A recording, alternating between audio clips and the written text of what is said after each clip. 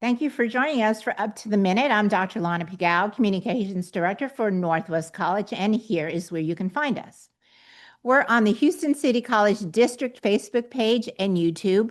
We're also on X, LinkedIn, and on HCC TV at noon, 5 and 10 p.m. Monday through Friday.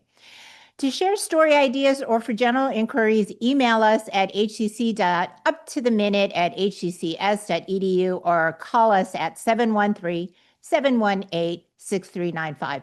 We really do want to hear from you. Well, we'll discuss with Joshua Jones, a writer for HCC's own student-run paper, The Egalitarian. The Egalitarian is written and produced by students to foster the free exchange of ideas, information, and perspectives. We'll have that conversation with Joshua in about 10 minutes. We hope you'll stick around and hear from this very promising young staff writer. But first, we're joined by Tamara Hoodye, Associate Dean of Student Success. HCC's student development mission is to foster a learning environment that supports students in their educational journeys. This includes engaging students in innovative co-curricular programs by providing exceptional support services to promote their intellectual and social development. The Brays Oaks Community Resource Fair is coming up, and it's a chance to connect students and community members to essential support services that many may not even know are available. Tamara Hoodye is here to tell us about the upcoming affair and how students and community members can participate. Well, good morning. Thank you for joining us, Tamara. Good morning. Thank you for having me. So it's called the Resource Fair. Can you tell us about some of the resources that will be there for students to sign up for? Yes, so this is an annual event at our Brazos campus to serve the community. We will have a Busy Bee Wellness Center there.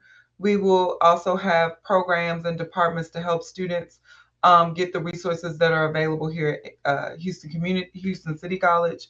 We will also have the food distribution, so we'll be handing out dry goods, some proteins, and that is all donated by the Houston Food Bank.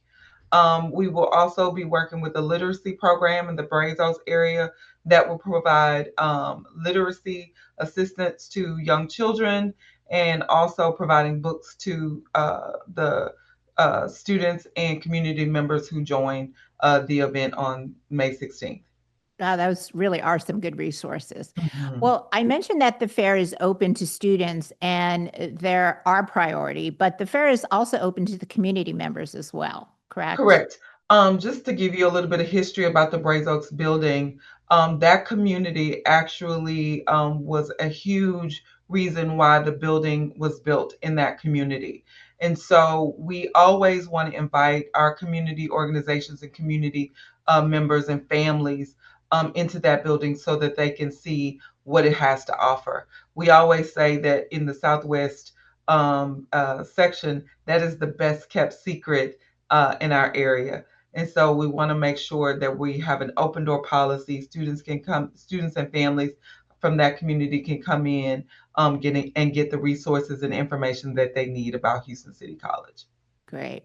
So other than financial issues, what other major barriers are you and your department seeing when it comes to hurdles that students face? And there's a plethora: transportation, childcare. There's just so many barriers, and that particular campus, we also work with adult literacy and adult education. A lot of the courses that we offer are community-based learning programs to help the students at least get to a level one cert or into our continuing education department. We also work with them on trying to find funding for these classes because we know that tuition and fees can be a challenge even at the lowest rates that we offer. And so we just want to make sure that we're exposing the community and our students to internal and external resources that they can use to pursue whatever those goals are that they have. Right. Well, can you share with us the itinerary for the event? Yes, so we will start promptly at 11 o'clock. We will start our food distribution on the outside. Community members and students can pull up and we will put food in their cars. Then we'll have the resource tables available for the students to come in and sign up for any resources that fit their need. We will also have food and fun. We'll have games for the young children. We'll have, cotton candy, popcorn. We'll have a bouncy house just to make the day fun, where our students and our community members can come and enjoy the day and get the things that they need to be successful. Wonderful.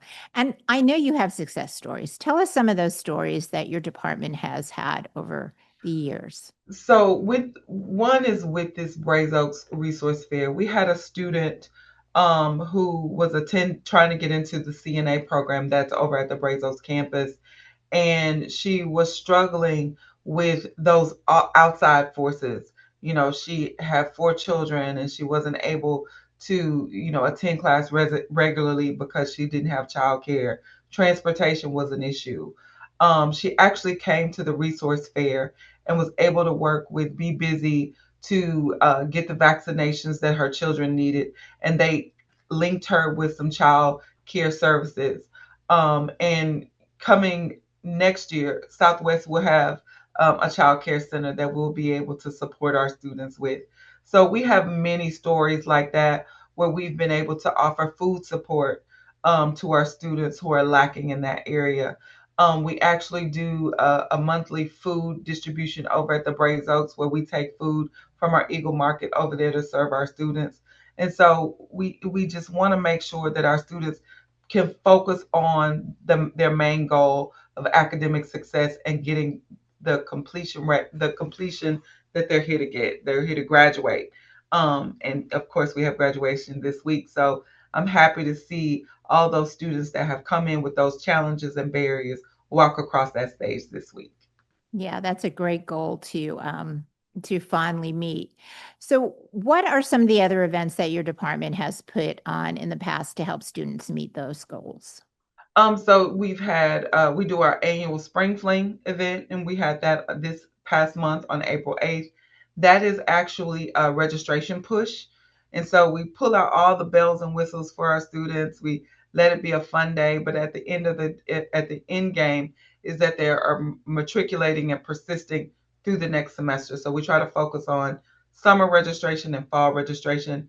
On May 28th, we're going to host our high school commitment day, and that's where all of the high schools in the Southwest region will converge on our West Loop campus, and we'll help them enroll. We'll help them clear any enrollment checklist items that they may have. We will also, if they're registration ready, get them registered for the summer or the fall semesters. We also work with our dual credit partners in making sure that those students who are not graduating with a high school diploma or an associate's degree, and they're going to continue to complete their degree, we help them register for those classes. And so, we're always about student development, tracking our students and making sure that they're meeting the milestones that they need to complete through to graduation. Awesome. Well, Tamara, summer semester registration has begun, but would the resource fair be a good idea for people to attend who want to enroll for the fall semester? Yes, we will have advisors and enrollment services there at the event. Everything that we do is going to be focused on making sure that students can enroll, be registration ready, and get financial assistance. So we'll also be pushing our Eagle Connect scholarships. That's the Houston Reconnect and the Connect to Workforce scholarships for students. And so we'll be there making sure that students get that information, and if they qualify, we'll make sure that they receive those fundings. Wonderful. And lastly, we know that this academic year is ending. As you said, graduation is coming up this Friday. But what events do you and your department have planned for next year? For next year, so we'll be, of course, doing our Fall Fest. We want to kick off the fall with a bang, and the Fall Fest is our big carnival type event to show students that HCC is not all business. We have some fun things to do to get them to stay, and we will also be working with our career services to make sure that we're doing information sessions for our biggest partners. And we'll also be spearheading some events that are tied to our student recruiters and making sure that our high school students have access to all of the information that Southwest and Houston City College has to offer. Wonderful. Well, thank you, Tamara Hoodye, Associate Dean of Student Success. We'll have your information in our show notes. Okay. Thank you. Thank Have you a for great having me. day. You guys enjoy your day. Thank you. Well, we'll take a quick break, and when we come back, we'll have that conversation with Joshua Jones right here in the studio with me. We'll be right back. Here in Houston, we're always planning the next step. That step starts at Houston City College. From caring To creating. to coding. HCC is the college Houston needs. Take your next step here.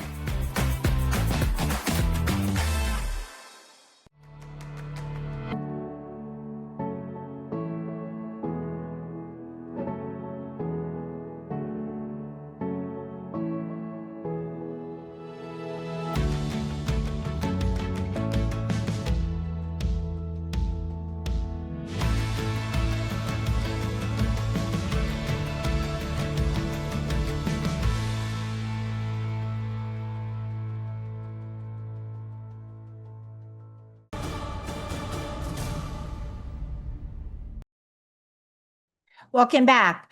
The Egalitarian is the student newspaper produced by HCC, written, produced, and staffed by students. The Egalitarian actively covers various topics relevant to the HCC community, including student experiences, academic resources, and campus events. It provides a voice for students to discuss their challenges and achievements as they navigate their educational journey. And here to tell us all about it is Joshua Jones, staff writer and HCC student. Well, thanks for joining us, Joshua. It's a pleasure being here. Well, let's start by talking about some of the other papers that you have written for and some of the stories that you are most proud of. You know, it's funny because my journey into journalism really didn't start until like the tail end of my first pursuit of my bachelor's degree at the University of Houston downtown. Because my original major was English grade writing, and I was thinking to myself, you know, I love writing. I told my mom that I wanted to be a writer, and I remember her response for rolling her eyes. I'm like, come on. But yeah, I was just into creative writing, and then one of my communications classes pointed me to a university radio that the University of Houston downtown was looking for interns for, and one of the teachers there recommended that, you know, you love writing. Why don't you go write for the school newspaper? I'm like, we have a school newspaper? Like, come on. So she told me the process of getting on, and I went down, met with the editor, and they told me, okay, yeah, you know, you don't have to be you can be any major that you want. You know, you can come here as long as you have ideas, and as long as you have the motivation to write, and you know, you can come and write stories for us. So one of the very first stories that I wrote was, I believe, was the MLK parade in Houston, and back then I think they still have like two competing parades Yeah. here in Houston for MLK Day. I remember that day very vividly. There was a Black father with the carrying his son on his shoulders. Actually watched the parade, and I caught the shot from behind him. And I just remember being very proud because it was like, okay, here are just two, a young Black man and his son just having a good time in Houston, just watching parade and no worries at all. And I remember thinking, you know, that's gonna be a memory that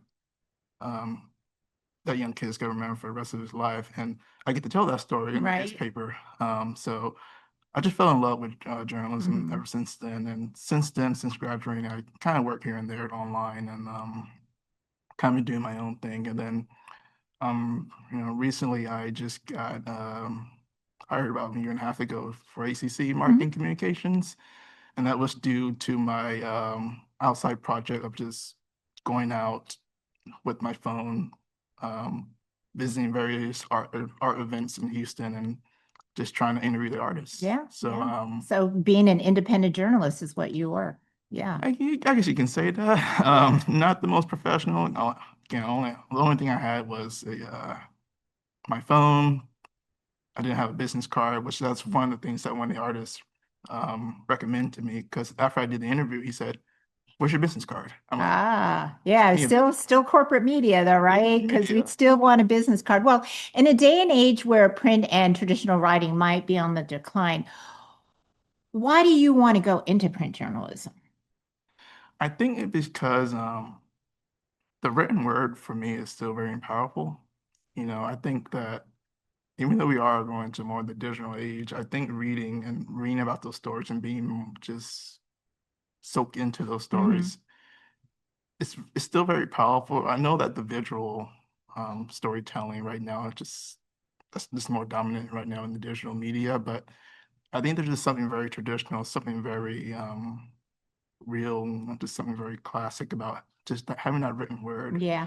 Well, in digital media, somebody still has to write the stories. So yeah, if even if it's not going to be physically printed, it's still important to tell those stories. Well, you go by the pen name Joshua Jones. Why did you decide on a pen name, and how did you choose that name? Yeah, so my real name is Joshua Williams, which that's a funny story because I actually never, it came from my father's side, but I unfortunately never had a chance to meet my father. He departed way before I ever got the chance to really grow up, know him. And Jones, that was always my just my family name. My mother never finished college, so I kind of wanted to do something to honor her, and also honor my stepsister, who is in a very complicated relationship right now, but um, it's just a way to honor them and kind of just, when I see my name, Joshua Jones, on there, it's not only feels good for me knowing that I accomplished something, but I'm also accomplishing something for my family that never really got the chance to do the things that I'm doing right now. Okay, that's great. Well, what have been some of your favorite stories that you've written for the Egalitarian? Yeah, so I started with the egalitarian first, just arts and culture community. I reported on the parade, and that was the same day that President Trump was inaugurated into the office. It was a very cold day. I remember my hands feeling very, very, I guess, very stilted. I guess I needed to wear like gloves and everything because it was just so cold that day. So I interviewed a lot of artists here at ACC. There was an artist, Darla Bellini, was an artist who she did this fabulous piece called The Classroom, which basically about a commentary about detachment in the classrooms and everything. And that piece was showcased at Spring Branch campus. So I did that. I did another interview with an artist who was a part-time graphic designer here at Central Campus, and she did a piece about early childhood forced marriages. And there was a photographic series, and I interviewed the artist, and she told me a lot about having to go out and speak to the victims of the early childhood marriages and having to photograph them, and that becoming a very, very traumatic experience for the victims. So there was a lot of stories there that got into the soul of art and why the artists wanted to do what they wanted to do. But then recently, I I started diving more into investigative journalism. So I investigated a story regarding a rule in ACC, I mean not a rule, but I guess just a policy or a procedure where it didn't allow outside guests to help students in ACC audio and recording with the projects, help them with networking and everything, which in the music business, you really need that. Right. You really need that the opportunity to network outside the classroom. And at the time, ACC wasn't allowing them to do that. So I investigated that story. And then recently, I investigated a story regarding the cancellation of a cultural student event at BizNet campus. And that was due to ACC's legal team deeming it founding the event for cultural reasons why they couldn't provide funding for the event for the Business Campus. So I investigated that. So I'm starting to get a lot more investigative journalism, starting to like spread my wings here and there. It is very strange. It's because the conflict of interest for me, because I write for the Egalitarian. I also work for ACC as a staff member for market communication. So I have to find that tricky balance wherever I can. Yeah, so. yeah. Well, what are some of the most important things you've learned as a student writer? I think it's just to always be brave, always to be willing to talk to people, because I think as a journalist, it's more than just writing. It's just being able to listen and talk to people, about the stories and find that, the stories that that have the most impact to your reader, which here at the Egalitarian is the ACC students. So when you have a story like the cancellation of a cultural event here, because of diversity reasons, you have to look at how is that going to harm the students. How is that going to like impact the students? What that takes away from the students' experience here at ACC. So I think for journalism, it's just find the stories that really have the most impact and trying to construct it in a way that leaves the most impact going forward. Right, right. So, what's next for you, Joshua? Where do you want to wind up? My ultimate dream is to one day write for the Houston Chronicle. That has been my goal for the last, I'd say, couple of years now. And also just continue writing for the Egalitarian. I set to cover the upcoming Pride Parade in this coming June. So that would be my next big project coming for the Egalitarian. And I'm also planning to take post-bachelorette classes at the University of Houston. Not the entire program, just some classes to help help straighten my game and kind of go from there. Well, excellent. Well, thank you, Joshua. We appreciate you being here and telling your story, and we look forward to hearing from you and the Egalitarian in the future. We're certainly looking forward to seeing where your career goes from here. Thank you so much. And we'll take a quick break. When we come back, we'll have a few announcements. So we'll be right back.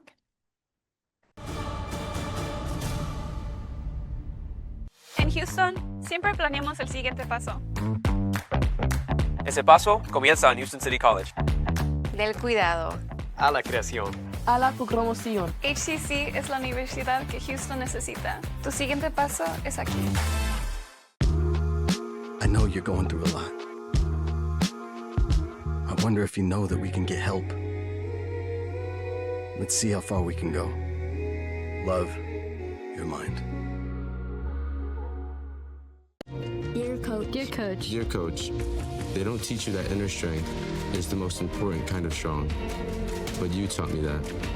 They don't teach you how to build confidence in yourself or how to deal with all the pressures all at once. But you taught me that. First tee was more than golf. It's where I discovered what I'm capable of. You didn't just prepare me for 18 holes. You were preparing me for every day of my life. Learn more at firsttee.org. Well, welcome back. Here are a few events coming up around HCC system we think you should know about. How to survive a disaster. Join HCC Central and Northeast College's Centers for Entrepreneurship for an informative workshop highlighting special programs offered by the U.S. Small Business Administration to support small businesses before, during, and after disaster. Whether you're launching a new venture or managing an existing business, this workshop provides practical tools and insights to help ensure your business is prepared, protected, and positioned for recovery. It's virtual, so we'll have a link on our show page, and that is happening May 12th from 11:30 a.m. to 12:30 p.m. on Zoom. We'll join Southeast College for historical perspectives on freedom and change. While celebrating this event, participants will increase their understanding and appreciation of Juneteenth by engaging in activities that highlight the historical significance of emancipation and its continued impact on freedom, culture, and community.